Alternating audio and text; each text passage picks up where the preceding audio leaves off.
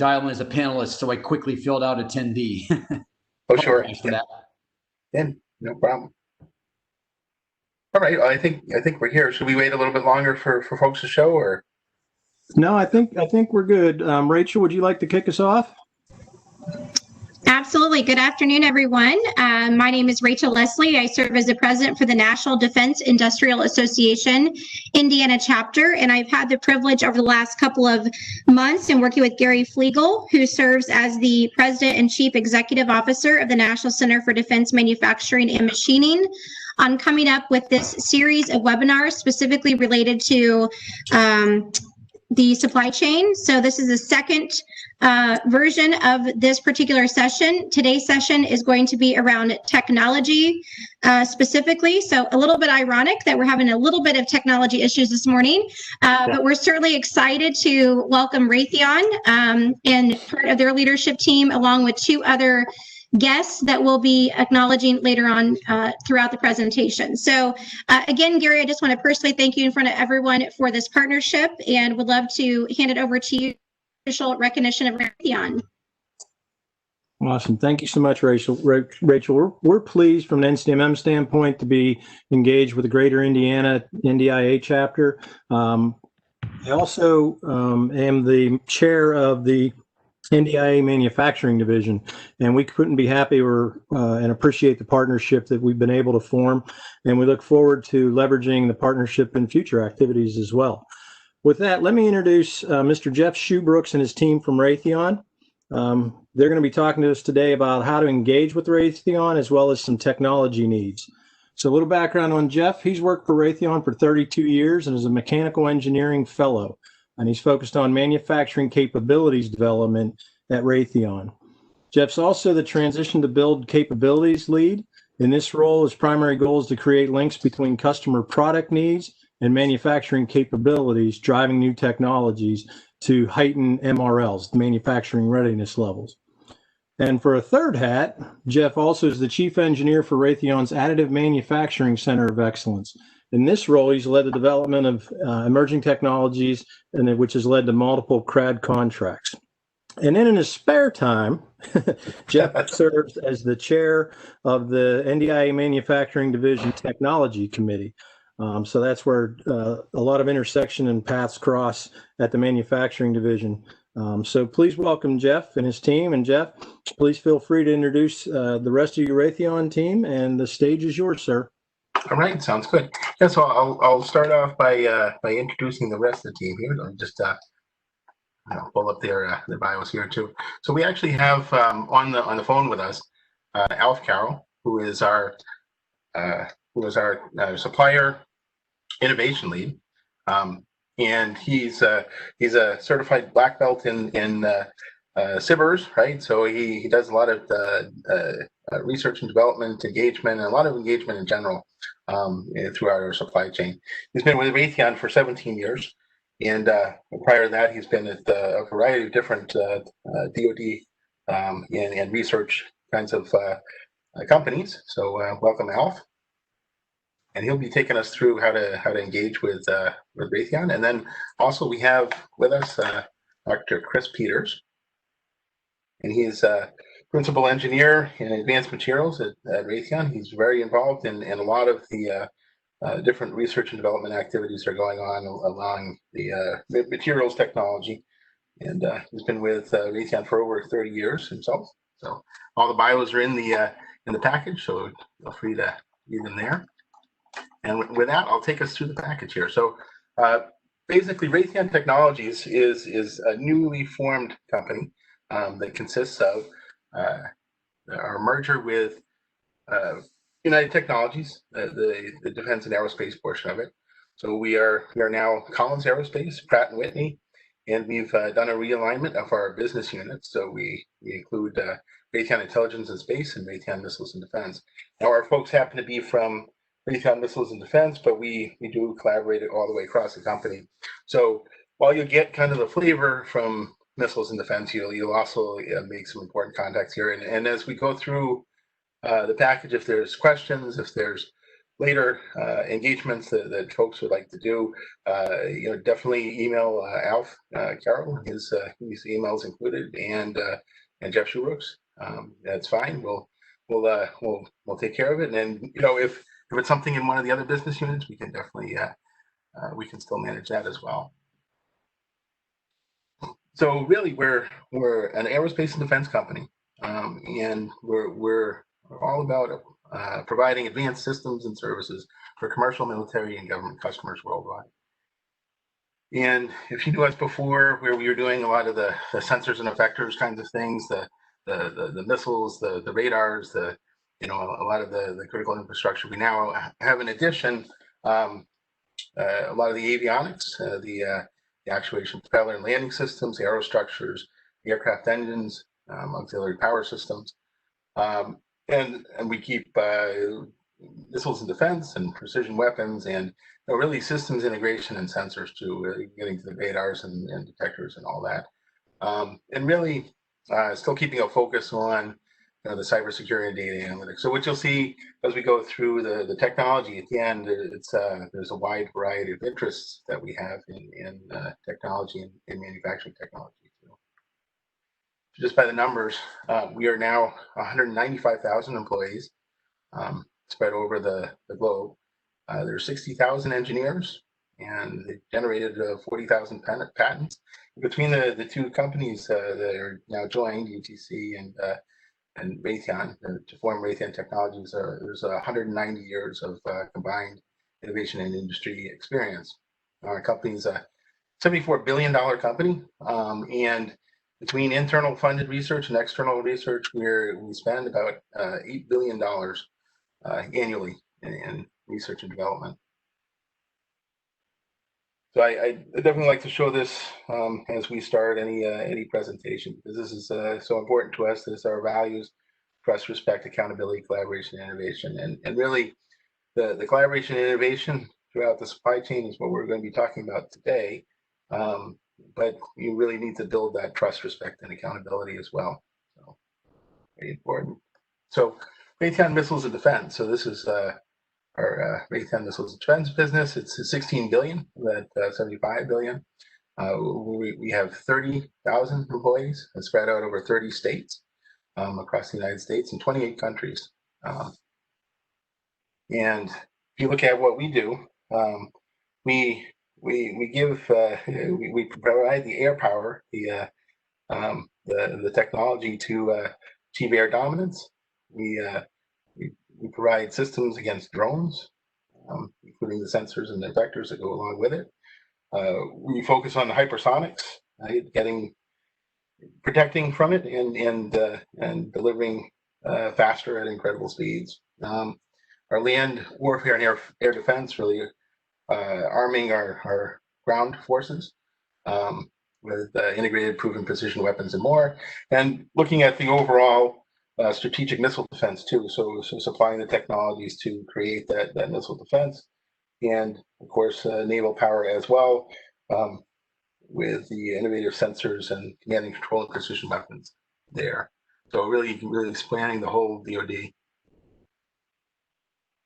And what we'll turn over now is I'll turn it over to Alf. If there's any questions anytime, feel free to interrupt and thing. And Jeff, are you driving? You're driving the slides? Yes, I am. I'll drive the slides for you. Excellent. Okay. Well, hi, I'm Alf Carroll. Why don't you go to the next one, please? Sure, you got it. Yeah, and a way to partner or begin to interface with Raytheon is to sign up to our RTX gateway, the Raytheon Technologies Gateway, which has got the acronym there. And this is a place that you can see what type of opportunities are out there as a supplier or partner, and also you can get in our database there. So that's kind of the way to go into supply chain from the top end, and any capability statements on your past performance that you want to provide everybody, you can work the supplier diversity link there that's shown. As for supplier innovation, which is kind of my day job, when Jeff was introduced, he got described as having multiple hats. I too wear a bunch of different hats, including mentoring and collaborating and working with a lot of our young engineers. But my main day job in supplier innovation is to be the black belt and help really make an SBIR investment from the government have its best chance of getting there to the end game. You're becoming real in the commercial world or becoming real in a product line. And it's through that partnership with Raytheon, we try to help companies with SBIRs, the STTRs, which is the industry and academic variant of that, and RIFs, which are rapid innovation funds, to develop these discriminating technologies. We also do the mentor protege program and have a couple of lead people that are totally doing that 24/7. And we really are very, very lean forward in that program and believe that program is great for people who want to become part of the mentor protege program and meet those qualifications. Next, please. A kind of a focus on where we focus with these opportunities, a focus on affordability. It's always great to have excellent solutions and technology that can make a difference for our American warfighters and all that. But affordability is key. You know, it's really key, of course. And so so there's a RISA assessment process that helps us get our head around that before an award might get made to a supplier. Should cost analyses and technical evaluations are part of what our supplier engineering teams do. And there's a best value source selection process and tool, which helps us get the best value, not just the lowest price, but the best value for the required capability that we're looking to obtain with our partnership. And then, and depending on how your relationship matures with us, and it could start out, for example, with an SBIR, when you get towards the end game, getting on our approved supplier list, the ASL, is a great first step. And then you can kind of become part of our horticultural team day to day and week by week. Other things we do are risk analysis, and planning after the award of a contract. There's a post-award RISA. There's a risk management technical requirements understanding session, which helps us get our brains into your brains with respect to the risks of how things are developing. And it's a collaborative activity. And then, of course, working to develop good SOWs and a quality. And then finally, a manufacturing readiness assessment, an MRA, to really see that when development's going on and we've got our eye on the transition to go to full manufacturing with our partners. Next slide, please. And here's a little bit more on what the RISA process is, the Raytheon Enterprise Supplier Assessment. That's the definition there, and you can read those words yourself. And to deploy RISAs, they're performed by a cross-functional team. You've got program managers, supply chain full-timers, mission assurance folks, and engineers to help make this whole thing go better and mitigate any risks that might be there with in that relationship. There's a capability and capacity assessment of what you can do and how much capability you have, and then a total business assessment. And finally, requirements, making sure that our requirements as created with our government teammates are understood, and that there's a way to validate and approve the process. Next, please. And this is a little run through on technical requirements understanding session, the trusts. There's a way to understand what our requirements are, and we've found in the past that if we don't really get a good understanding of those shalls, those requirements up front, that sometimes in a program we hit some rocks and stumble. So this trust process, as you can see, the technical requirements, the quality requirements, the contractual requirements, and the programmatic requirements for that specific program are real important to gain understanding. And it establishes this important two-way relationship and discussion between us and our partners. And it can it'll start a point where we can see where the risks are and maybe where the opportunities might be. And of course, action items to do the follow-up. Next, please. Okay, now I'm going to shift over to supplier innovation, which is where I get to do that day job I mentioned, the SBIR black belt, please. So this is kind of a view of supplier innovation, kind of a bird's eye view.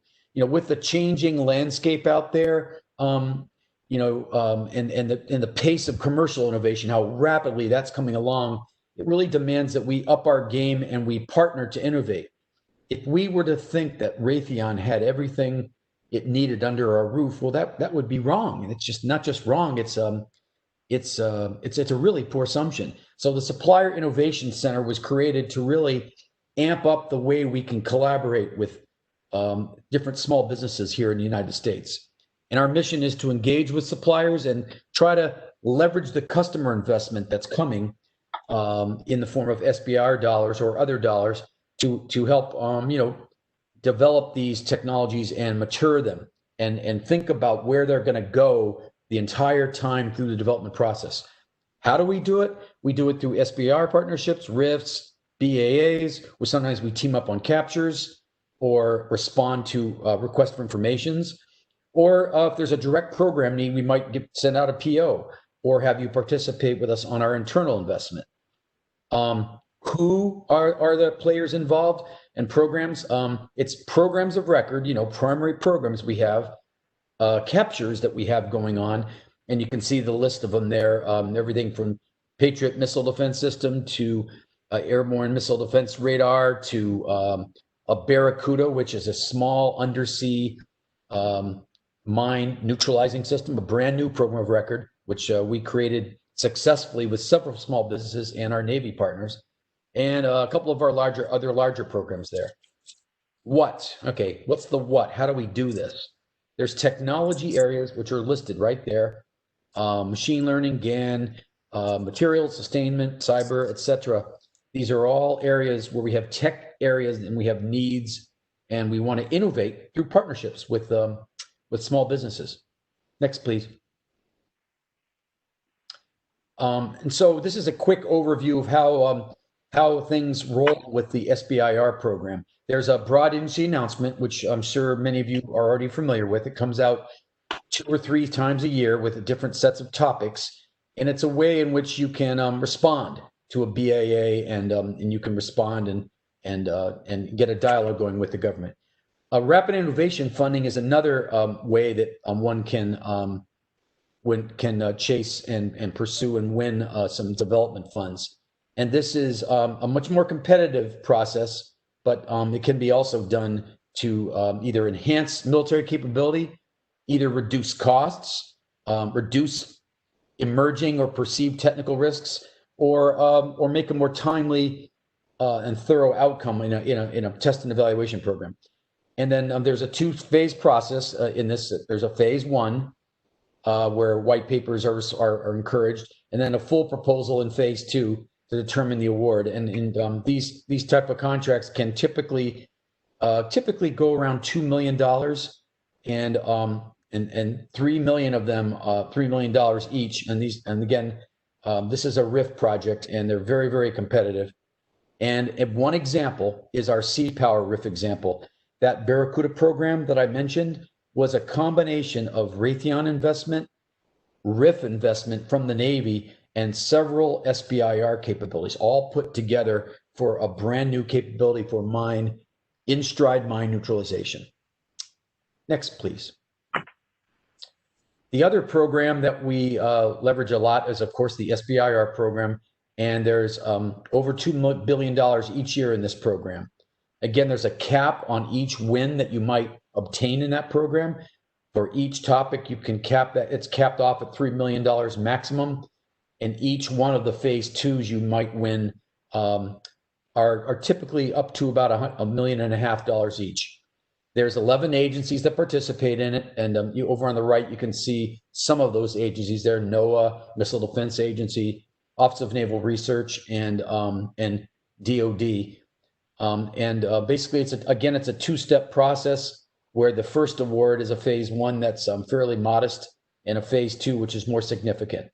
The other variant from SBIR is the STTR program, and again, that one requires a nonprofit research institution partner, typically a university or a college, to be part of the team, and they would work for the small business that submits the proposal to the government. And again, 5 agencies participate in that one. And if Raytheon were to work with Okay, that's fine.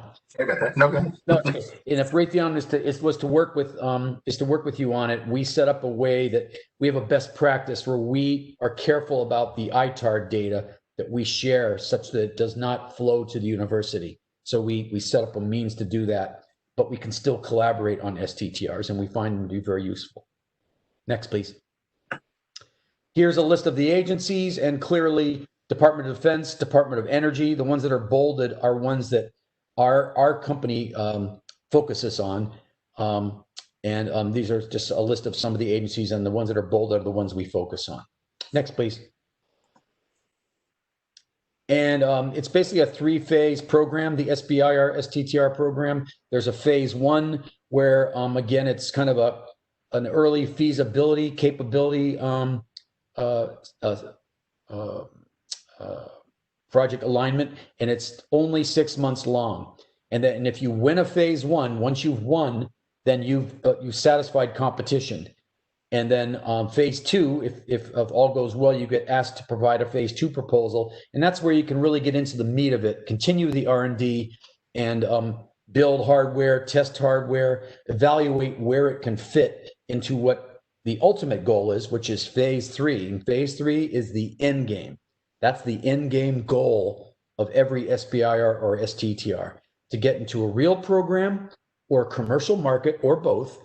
And the nice thing about the way Congress set this program up is you can use the same contract vehicle that you have won as a small business in phase one to go to phase three. Phase three can accept any color of money at all that's needed. You don't need to do a whole brand new contract if you don't want to, if the government doesn't want to. So it's a means by which the companies who win can go forward and go to the end game contractually on this one vehicle known as SBIR, STTR.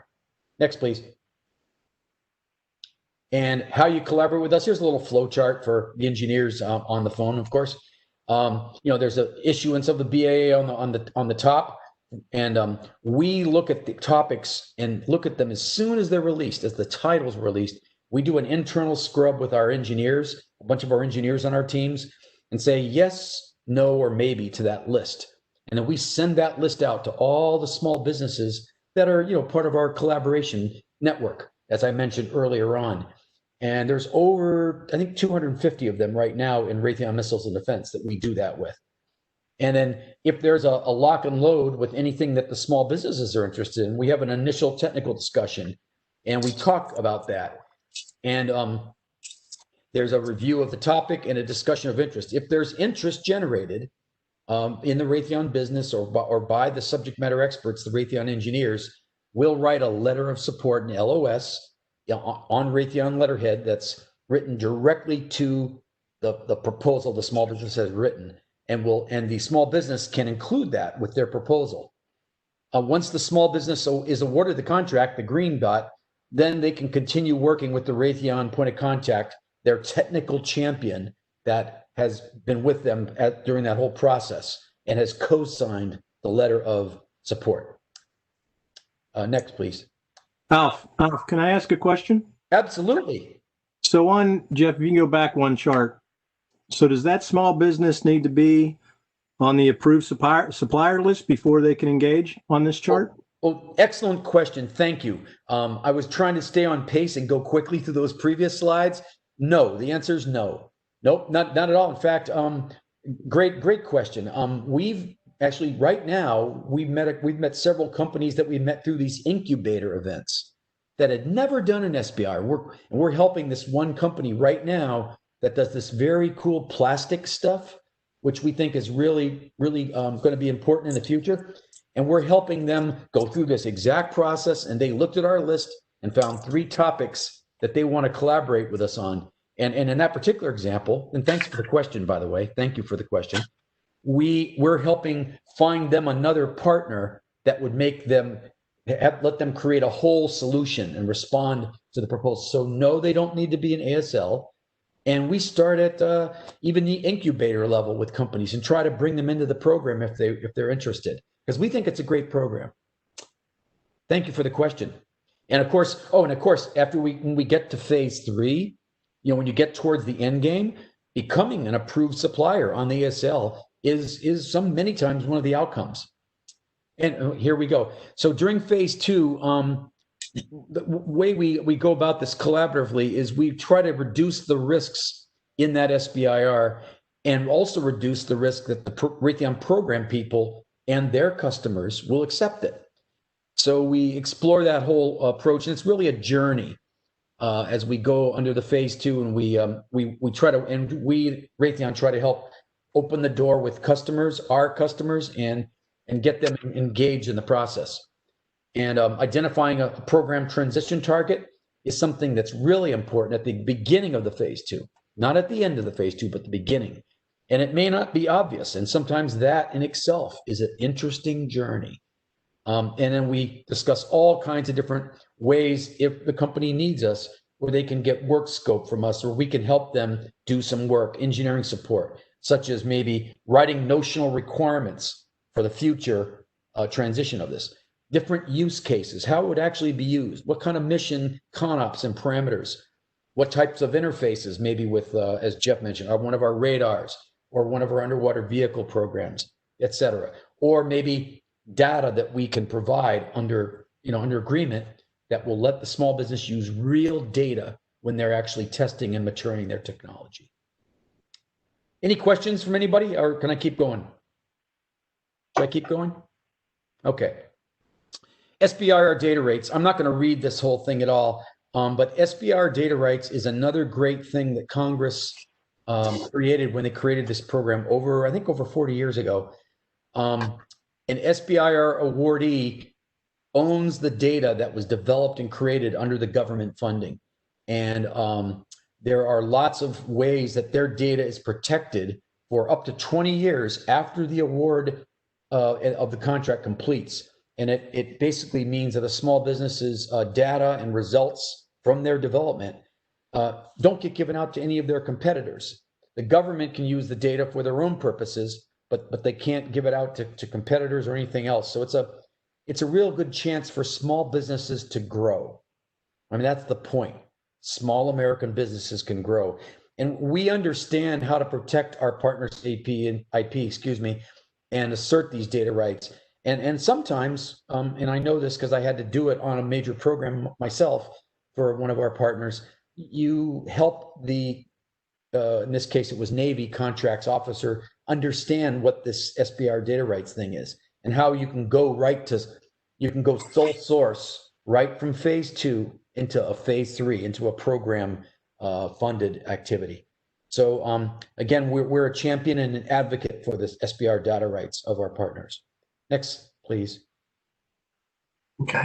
Okay, now this is where I'll turn over to my colleague, Chris, and he'll talk about our Raytheon technology focus areas and tech needs. Good afternoon, this is Chris Peters. Thank you for the opportunity to speak. We'll keep this at a general and high level since this is an open audience, and we'd be happy to engage in more detailed discussions and partner with suppliers. So please contact Jeff Schubrooks or Alf Carroll and follow up on the processes that they've just outlined for SBIRs or becoming approved supplier. Raytheon technology focus areas and needs are guided at a high level by our customer needs and the national defense strategy. I'm going to highlight some of the materials and cyber and manufacturing related topics, such as hypersonics, advanced devices, quantum science, space needs, undersea needs. In our technology needs, three main categories are technical discriminators that provide new and enhanced capabilities or provide improved efficiency and reduced cost of operation or production, and new materials and new ways of doing things that provide sustainable and effective replacements for materials that either have environmental or supply chain limitations. Raytheon products operate in a variety of unique and demanding environments, ranging from space to air and land to undersea, and each of these applications and environments provides its own unique long-term challenges and constraints on things like power systems, thermal management, and things like that. Next slide, please. Got it. So I'll highlight several different focus areas. In advanced materials, we're looking, there's a need for effective alternatives for restricted substances that either have environmental and toxicity issues or supply chain limitations like the rare earth materials. Some of the restricted substances would be hexavalent chrome, lead in solders, toxic paints and solvents. We're looking for effective, more sustainable ways of doing those, replacing those materials and providing things like corrosion protection or things like that. Printed electronics offers us ways of customizing and producing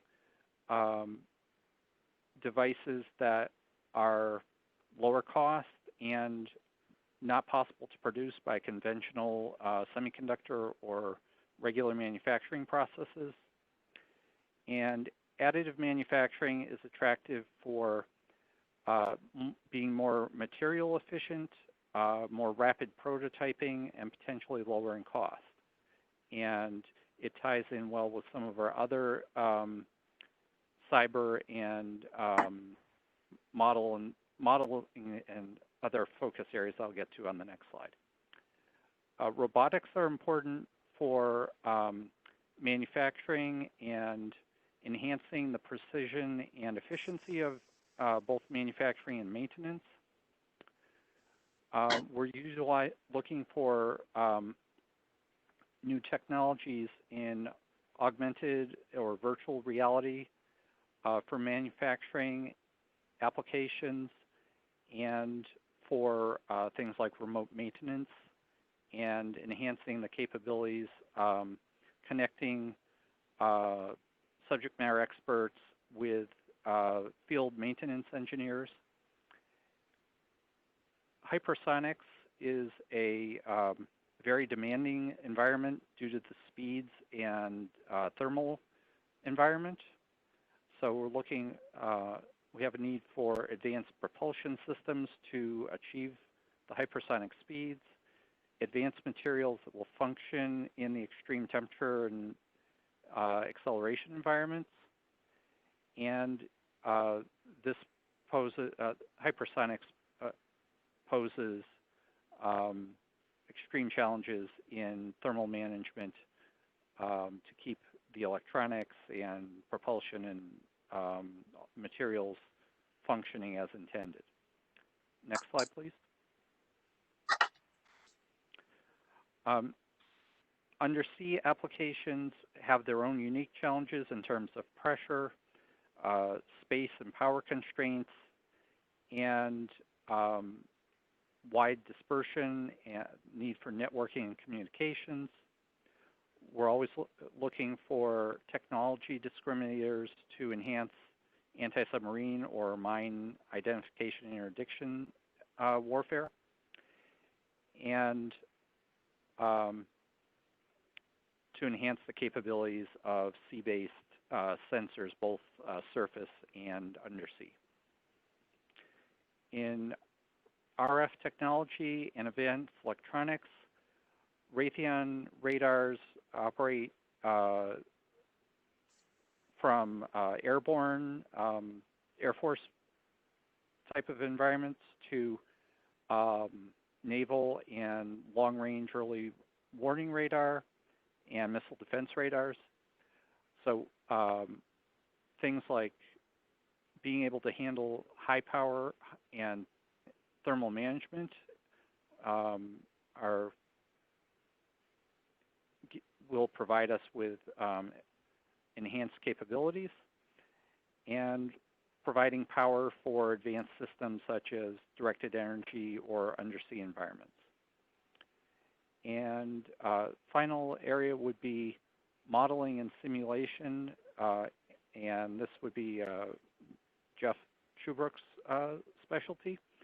We're looking to be able to use modeling and simulation all the way from design to prototype evaluation, testing, and manufacturing, and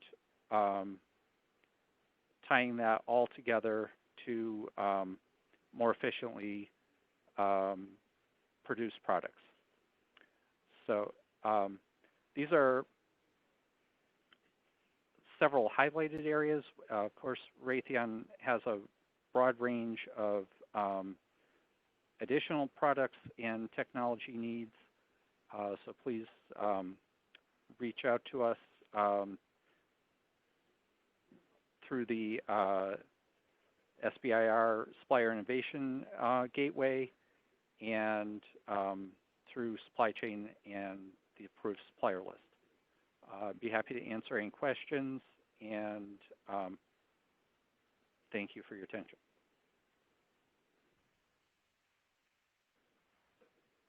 That's it.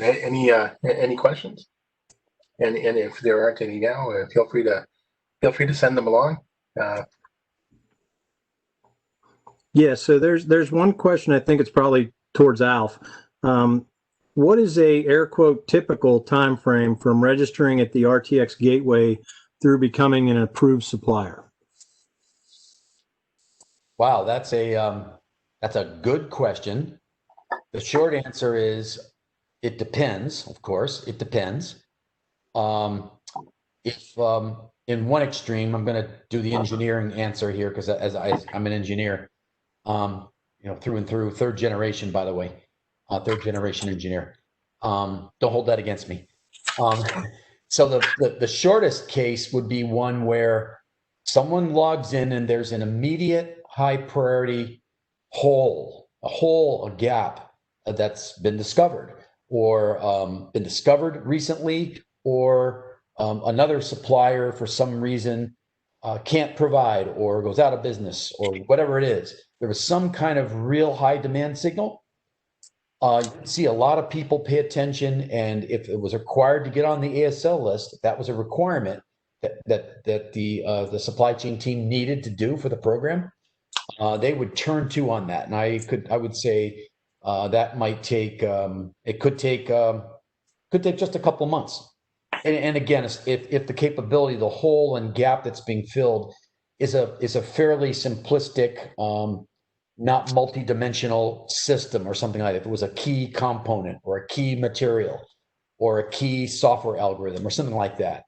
Now, the other extreme is one where, and I guess I have some experience with this, where we'll actually start with a supplier that we're developing technology on together. If we think that really it's going to need to transition, and we know there's the right signals, the right pull signals from the program folks and the tech directors and the other key stakeholders, we'll start that ASL process kind of at a low level. We'll start it early, and we'll do it while we're doing other things, like while the team's meeting, like say, go over progress on one of the SBIRs, to go through some of the technology. We might, if we got the right players together from the small business and our team, we'll put 30 minutes on the schedule to crack, dip our toe into that ASL process early. And so it can take a lot longer sometimes, but it varies is the short answer there. It varies. Thank you. You're welcome. And one last question. Can any of you comment on how do you see next gen 5G wideband impacting traditional manufacturers, specifically tied to driving efficiency in the manufacturing process, increasing throughput, reducing costs, improve quality, and what efforts is Raytheon Missiles and Defense currently working in that area? I'll let Jeff go first. I know we have a lot of activities in that area. It's just unfortunately that's not one of my areas of forte. So I'm sorry about that, but I can get answers for that. Yeah, I'll let Chris go after me. And there are a number of activities involving 5G, and it's sprinkled into almost every different color of investment or outside funding that we touch. It touches it.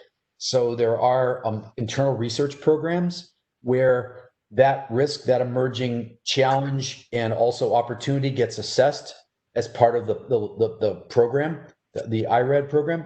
And then we do seek partners on the outside through SBIR, not just SBIR, but I know of some there where we will list those topics as an area of Raytheon interest, Raytheon Technologies interest.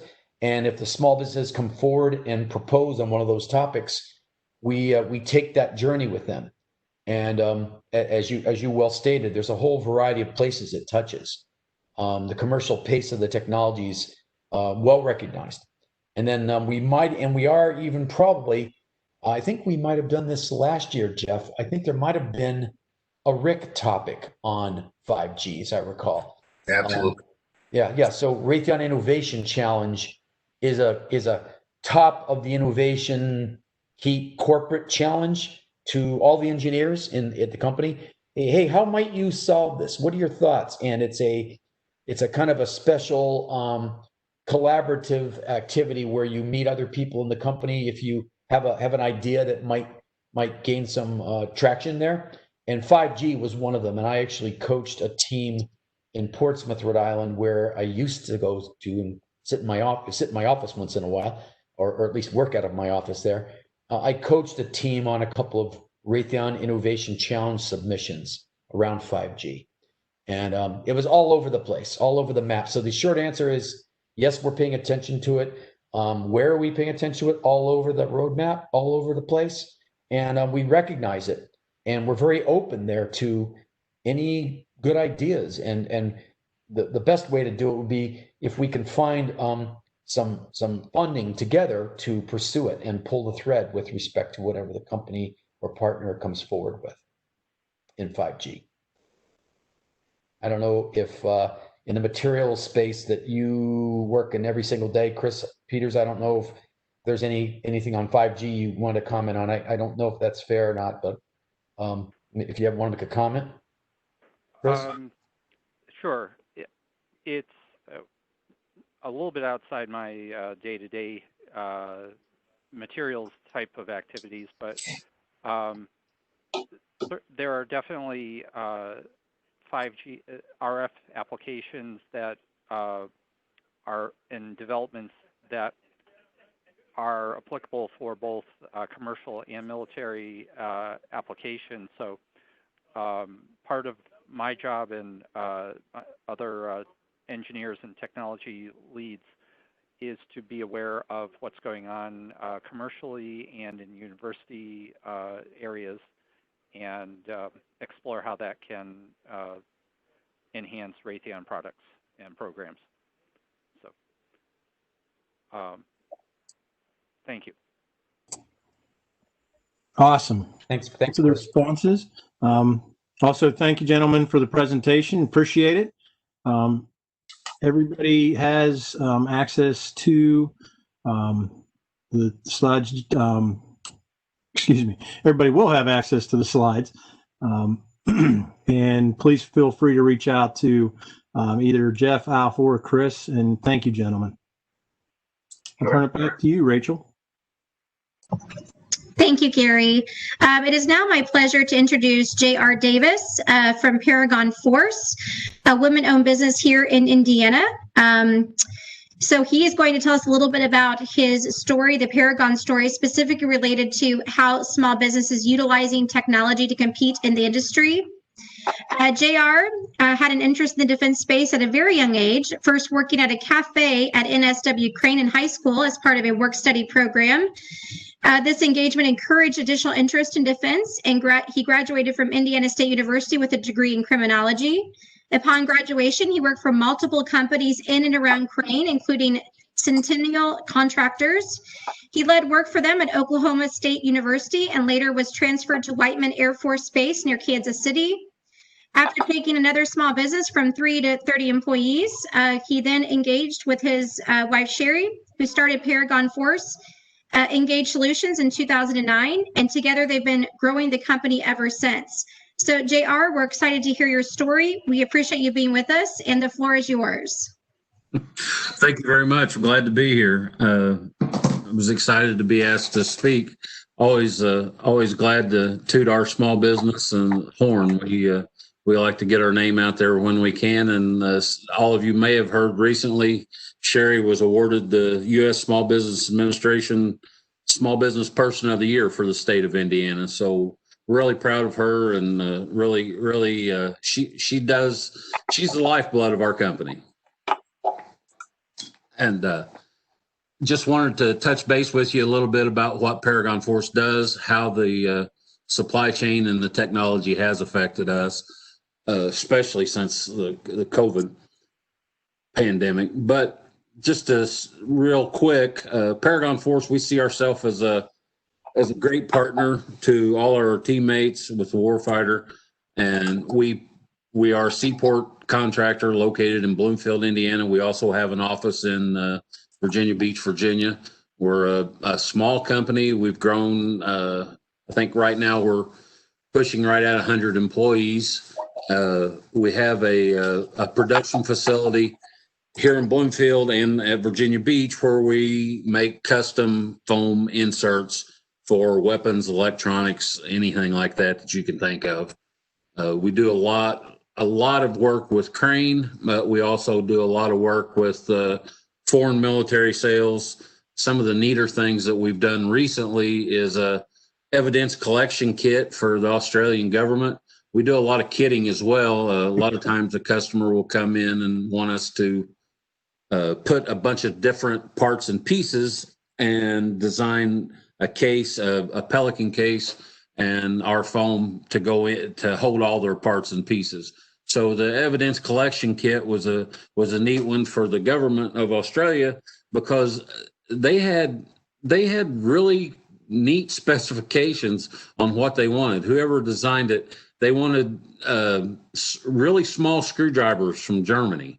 And I mean, we source these things from all over the world, but that was one of the neatest ones. And they had, there was some knives made in Brazil that they wanted, and it was a different thing. Another one that we just did was a tri-barrel sniper rifle for the military, and the weapons manufacturer had a hard time getting all the barrels and the whole system in one foam case. And our designers sat down, spent some time with it, and we came up with it. The manufacturer had worked on it for a good while, and they were really pleased with what we came up with. And if you look on our Facebook page and scroll through the photos, you can see some of that stuff that we've built. We're also providing engineering, logistics, work like that at Crane and some other spots. We've got some people that we're working on some undersea sensor stuff that I noticed the guys from Raytheon were talking about, and just got a really good group of people right now, and we're looking to grow. We're starting some new divisions, and hopefully we'll be announcing that stuff coming up shortly. Any questions about Paragon Force before I kind of touch base on what the technology and supply chain has done for us? No, JR, but it's Alf Carroll from Raytheon. I would just want to compliment you on working with Crane. I've had great experiences with the Crane folks at NSWC. Real great folk, great technologists, and real helpful, real collaborative folks. Good place to be. I really do. Everyone down there has just been awesome to work with. The new captain came up last week when the Small Business Administration, excuse me, made the presentation, and he was very supportive, and everyone at Crane's been really supportive of being a small business and trying to help us get some doors open. Yeah, excellent. We actually had some great interfacing with Navy tech warrant holders there. 3 of them actually on Crane back when I was wearing my anti-terrorism force protection hat, and it was an SBIR actually, and they were so helpful. I could go on for an hour about how great the Crane people are. I have a lot of respect for Crane. Yeah, me too. All right, I guess I'll touch base a little bit on what Rachel had asked me to speak about on the supply chain and technology is how it's affected us. A lot of our materials is based on the oil and gas industry. A lot of this foam is the polyethylene, and some of the stuff that we work with is from that. And as far as our supply chain, I guess we always say that, you got to take everything as a case-by-case scenario because every business is unique and every foam is unique, but every customer's foam's unique, I should say. But we've had really good luck. Since I was in college, I've had it drilled into my head that just-in-time inventory is the best way to go. That's the greatest thing, and if we've got the storage space at all times, just-in-time inventory hasn't been the best thing for us because we can avoid market fluctuations and how the customer gets their product and how fast we can turn stuff around. And we have been trying to keep a couple of warehouses full of foam during this great year of 2020. We buy in bulk, and we found that we can save money doing that. And we also are collaborating with some of our suppliers to pick up the slack on their production because as you're well aware, a lot of small businesses are having a hard time right now. And so if say for instance, high-end electronics or a circuit board manufacturer isn't using the foam like they used to, then that creates an opportunity for us to buy extra that some of these other businesses, and I don't want to sound like we're taking advantage, but if they're not using it and we can use it and help the warfighter down the road, that's kind of what we're looking for. As I was talking about kitting and putting some of that stuff together, one of the main things that we do is, we're a federal firearms dealer. Some of the things that we buy for these kits, we have to have our federal firearms license. And I don't know if any of you are into guns, weapons, ammunition, or buying anything, but that stuff is really hard to get right now. And so what we've found that works really great for us is we've joined all kinds of ammunition and weapons and manufacturers for their websites that they have on Facebook, social media. That's what I'm trying to say. And we've joined that, and you would be surprised at the amount of information that we find on social media like Facebook or to a lesser extent, Instagram. But there will be dealers from all of the United States, and they'll say, hey, we're looking to buy a truckload of lowers for AR-15s or whatever.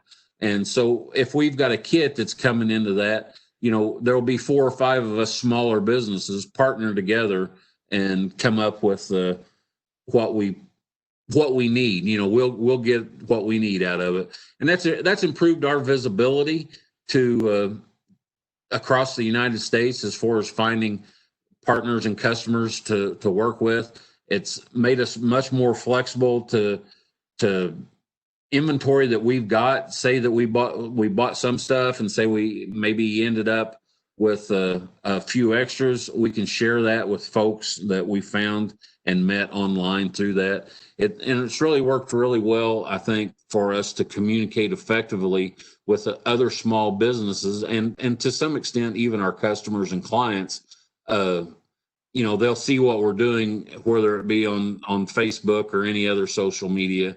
And, it's worked really well for us, and it's increased the transparency, and it really saves down on having a lot of excessive inventory laying around. And I know I talked earlier about the just-in-time inventory and not wanting to have too much, but the transparency of knowing that, hey, I can make a post on social media and have 1,500 other small businesses, and some of them are mom and pop, some of them are working out of their garage, and they'll look and they'll say, hey, yeah, this guy's got 20 of those that we need. And so, and I know it's the economy of scale, and it may not be great for a huge company like Raytheon, but for a small business like Paragon Force, we've had a really good luck with using social media as far as helping our supply chain stay supplied. And that's about all I got, folks. I mean, anything that I can help, I will, but just kind of wanted to touch base with some of that stuff.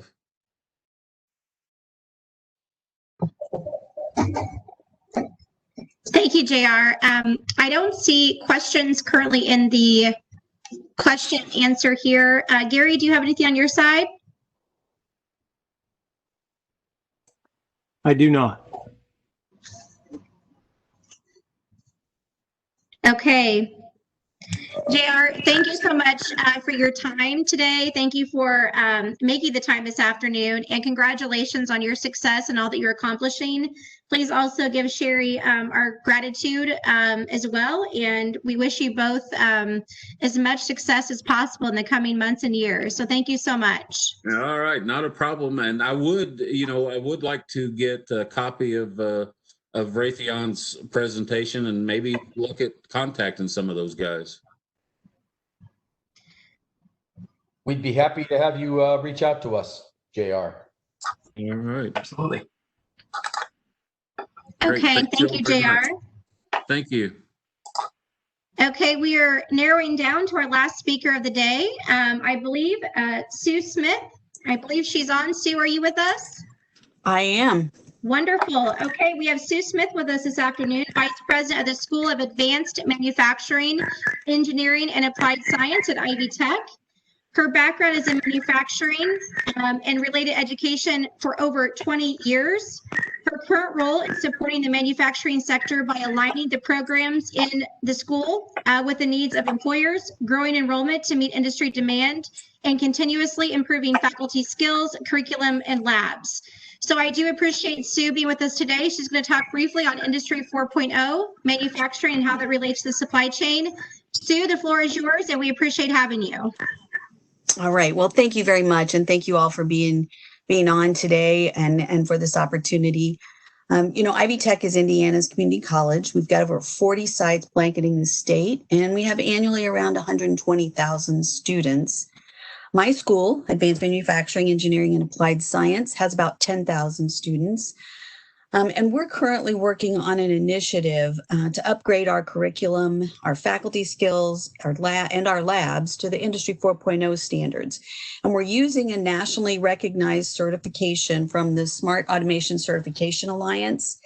And we're embedding those certifications into our current curriculum. We are also able to do those as standalone upgrades for incumbent workers. But we're really using this as a tool because we know that state-of-the-art equipment, labs, faculty, and curriculum produce state-of-the-art skills in our students who will be the current and future employees of manufacturers in Indiana. So, and Indiana is a manufacturing state. As you all know, it's 30% of Indiana's GDP is in manufacturing. So the sector is critical to Indiana, and so it's critical to Ivy Tech because Ivy Tech supports Indiana's community colleges support just the mostly the industry in that state. So it's not just now not just advanced manufacturing, but it's smart manufacturing with Industry 4.0 technology. And that's part of the overall digital supply chain that has become global over the last 50 years or so. So the factories that I worked in 20 years ago or more are now integrated production systems, and they need more cybersecurity than building security. So security is a major challenge, as you all know, in the global supply chain. So why do we go offshore in the first place? Well, you know, that's all about 80s competitiveness in manufacturing. And that's around the time it started being an issue. And so at the same time, business culture began to put shareholders as a primary focus. And so the result, put quite simply, is labor-intensive, low-skilled production moved offshore. Electronics is a really good example to illustrate that. As you all know, TV production left the U.S. and production of the device moved outside the U.S., but so did the innovation and invention of new electronics products. And of course, not all of it, but a lot of that went overseas. And so now 50 years later, the US is, for example, completely dependent on China for 5G and telecommunications equipment. And that's becoming a national security problem. So shortening the supply chain back may have helped as we needed more and more PPE and medical equipment during the COVID crisis, but that may not be sustainable. So manufacturing companies rose to the challenge during this crisis. And as a manufacturing person, I was very proud of that. But again, can they be competitive in this market is really the question. You know, the competitiveness has been the issue since the 80s. So factors like labor costs and healthcare costs, those dramatically affect productivity and profitability, and they're barriers to reshoring. You know, in Indiana, if you listen to the Indiana Manufacturers Association, they will tell you that healthcare is the highest in Indiana than any other state in the union. And so that's a barrier for our Indiana manufacturers. Yet reshoring is still happening, and we know that. It's happening all across the country. As for me, I'm not an economist or a policymaker, and I am in education at the community college level. So I don't have any influence either politically or in the economy whatsoever. But it's our mission, really, as Rachel said, to align with employer partners and address their workforce needs. So I come at the challenges and reshoring and supply chain from a different perspective. So I see, reshoring and growing manufacturing and its supply chain from a workforce perspective. So as manufacturing became increasingly devalued in the U.S. over the past 5 decades or so, as the result of downshoring or offshoring or downsizing, or even a culture change, the manufacturing workforce was also devalued. So society no longer saw and no longer sees, as far as I can tell, this sector as a viable career pathway or a bright future for their children or grandchildren. You know, not for my children. We want someone else's children to go into those critical careers, but we just don't see it as that. And so, as that cost-saving strategy of offshoring continued, I think talent has been directed to other sectors. And that's really a real challenge for us. It's a challenge for me in my school and in recruiting students into manufacturing, and I know it's a challenge for employers across the state. So as we recognize the loss of the industrial commons as a threat to the U.S. and so many levels, it is a start to restoring the innovation needed to support the resurgence of manufacturing in this country, I think. So, but again, however, recruiting, training, and reskilling and retaining the talent we need was challenging in manufacturing pre-COVID. And if anything, post-COVID, the skills gap has grown even wider. As recent surveys are showing, an average of 55% of manufacturing companies are investing more in automation and smart factory technology than ever before. And nothing could be more evident of that than the presentation from Raytheon. And I think, and Paragon. I mean, it's just amazing how more technical things are becoming. So, and yet we're still not directing talent to manufacturing. I mean, current research cites 3 reasons for the skills shortages, and those may not be true, but 45% of those surveyed have a negative perception of manufacturing. And 30% of the survey blame it on retirement of baby boomers. They blame the shortage on the retirement of baby boomers. I tend to think the negative perception of manufacturing is more responsible for the skills shortage, but another 36% blame new skills that are needed for high-tech jobs. Now that statistic is growing based on other studies and findings. So we know that manufacturing has a negative perception. There's tremendous retirement that's going to be happening in the next few years, and the skills needed for the jobs are getting more technical. So the point is that reputation of manufacturing as it was devalued by society has not changed really significantly enough to keep up with the current demand, even in a time, in a crisis here when we have more unemployment than we had pre-COVID. So my question is, and what keeps me up at night is, how will we handle an increase in demand driven by reshoring? And that really brings up another casualty of the devaluing of manufacturing, and that's apprenticeship.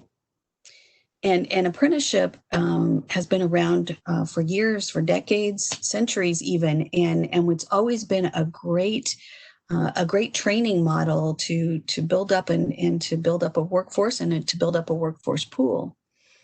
But while this practice of investing in employees to get them to a mastery level of a skill or trade or occupation, it sort of fell out of fashion for many U.S. manufacturing companies. But manufacturers in Germany and Switzerland and the UK continued the practice, and they retained their manufacturing base.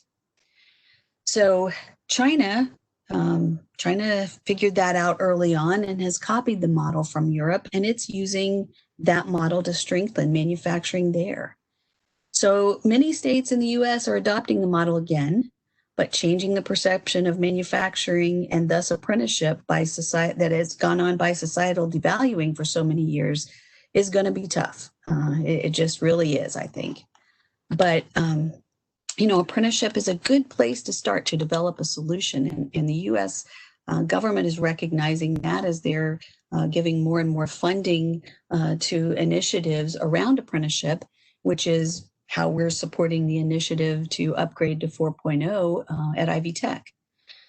So, apprenticeship is a system that really has provided a talented workforce for manufacturing in the U.S. in the past. I think at one point in time when I was on the Columbus campus, and Dr. Combs is on the call from the Columbus campus, our chancellor. But when I was at the Columbus campus at one point in time, we had 800 apprentices. And now we only have 10,000 total students in the whole school. So it's just really an interesting time. But I think apprenticeship programs, can really be a good place to start. And I think that they need to support new technologies and that the increased skills are warranted. And so I really believe the new collar careers, as they've been coined, will require a combination of engineering, design, and systems thinking, innovation, and ideation, and bring that back to the U.S. And as I saw Raytheon's presentation, I was very encouraged to see all of those things that were mentioned are part of those skill sets in engineering and design and systems thinking and innovation and ideation. So employers and potential employees are not the only entities who really need to prepare for the future of manufacturing and the needs of the workforce. I think community colleges, high schools, career centers, and universities have to embrace high-tech apprenticeships. Education must be closely aligned with industry now more than ever. Apprenticeship is the model that really can support that industry and education being engaged to develop the workforce, because it really is a model that has to have both industry and education working very closely to support the workforce. So we need new programs for new technologies. So apprenticeships in what has been mentioned here before, in 5G equipment production and installation, in the production and assembly of electric vehicles using new technology, and all the high-tech careers in Industry 4.0, which is rapidly becoming Infinity 0.0, and really ushering in new jobs that don't even exist today. So this is a proven, tried and true way to develop new collar workforce of designers and operators, and really of designers and operators really have an integrated production systems in the digital supply chain. So really, to fully develop and implement the system to support an even more technical workforce, all the players must be incentivized. It can't just be education, it can't just be industry, but we need the industrial commons really, and a shorter supply chain. But without the workforce, we truly can't support it. So incentivizing these partnerships between industry and education, which are created through apprenticeship, demonstrate the value of high-tech careers in manufacturing. Apprenticeships are typically cohorts, and studies show they have higher rates of completion and employee retention. On the average, if I recall, an apprentice will stay 5 years minimum after completing an apprenticeship program. So that's pretty good retention rate in today's world. So it also means an apprenticeship and completion of apprenticeship is a mastery of a program. So it's a PhD of sorts in a particular skill or trade or occupation. It's an expert. So of more value to the employer, as demonstrated by the investment in their education and their increased rate of pay. So you're actually demonstrating the value of your employee as an apprentice or as a journey person level, and hopefully more increasing the value of manufacturing as an occupation and as an industry, as we raise up those careers. So really what I'm suggesting and what's starting to happen really is, as a nation, we have to develop a strategy. So Germany, most of Europe, even South Korea has an Industry 4.0 plan. China has China 2025 and 2049. The US really does not have a plan. And so again, I'm not a policymaker or a politician, but following the success demonstrated by other countries who have retained and grown their manufacturing base, I think a plan should be developed, and it should be a strategy, maybe an agency, but it has to include support of education with funds for equipment and faculty, and funded at the Industry 4.0 level. So a plan would have to ensure that manufacturing careers grow as high wage and high demand, and support the creation of a workforce of experts and an industrial base to really rival all nations. And that's the way we will truly reshore successfully the manufacturing that we lost for the last 50 years or 5 decades. So as I mentioned, I was just on a call right before this that talked about a plan that's sort of coming together through Manufacturing USA, and that's a collection of institutes that work together, that were created by the federal government. And it's really suggesting a resilient manufacturing plan that is comprised of a national supply chain data exchange. And I heard that being talked about just a little bit on this call, and how, how do we know where the supplies are? How do we know where extra masks are, where extra gloves are, where extra inventory is, so that we can get at that in times of crisis? They're looking for the plan to include a national manufacturing guard, which would be similar to our National Guard, and a technology corps, which would be similar to a Peace Corps.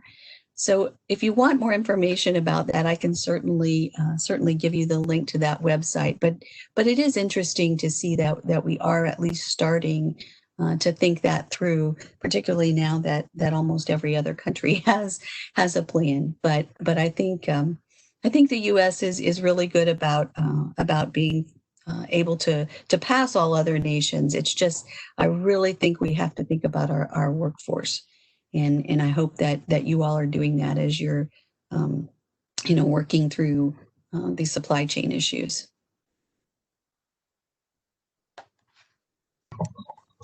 Thank you so much, Sue.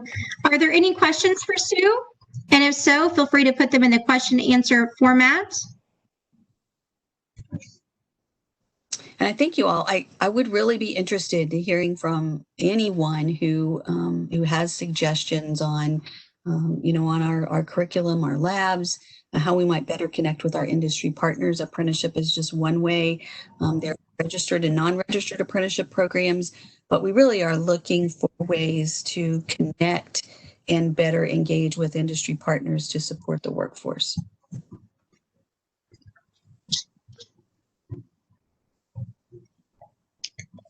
Thank you so much, Sue. What we find sometimes is we receive questions after, so don't be too alarmed. I'm guessing we'll have more questions and more connectivity opportunities even after day if there's not any particular questions now.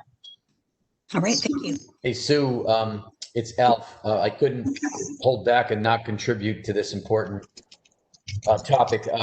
One word, it's one I believe in myself personally, in the community and at work and with my family. It's mentorship.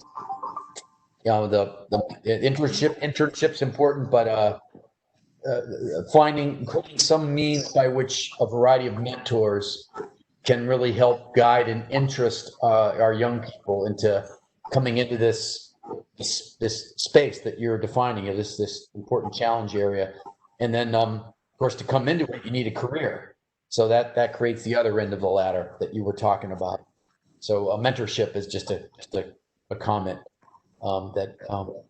and I mentor and try to bring young people out of high schools and middle schools into engineering. I do that on the side with a couple of my colleagues from MIT. So anyway, mentorship, and good on you. Yeah, thank you. Good on you. That's really helpful. You're welcome. Well, Sue, I don't see any questions or comments right now, but like I said, that doesn't mean you're off the hook. I'm sure there'll be other connectivity opportunities after this call today. So it is 2:52. We are to end this call at 3 o'clock. So I think we're going to get done a little sooner, which is, I think, perfectly fine with everyone. I want to personally thank one more time the representatives of Raytheon. Really appreciate your time. Spectacular, the work that you're doing for Indiana and really across the entire United States and for the warfighters. So we appreciate you. J.R. Davis, your team, your wife Sherry, all that you're doing as well. Exceptional small business story. I hope to engage you more with NDIA and hope to see you in the future. We'd love to have you. And Sue, as always, the work that you're doing for Ivy Tech, I've had an opportunity to see you communicate the work that you're doing in different venues, and you're always exceptional in the work that you're doing. And I appreciate Ivy Tech and the work that they do across the state as well. So on behalf of NDIA, thanks to each of you. I also want to thank one more time Gary Flegel and the work that he's doing and for his partnership. And would also, Gary, if there's anything you would like to say in closing. No, I think you wrapped it up very well. Thank you, everybody. All our presenters, I think, were great. The attendees, and we look forward to continuing the partnership. Okay, this was recorded today, so we'll have this out for everyone to see and be putting it on social media soon. Have a wonderful afternoon. Thank you.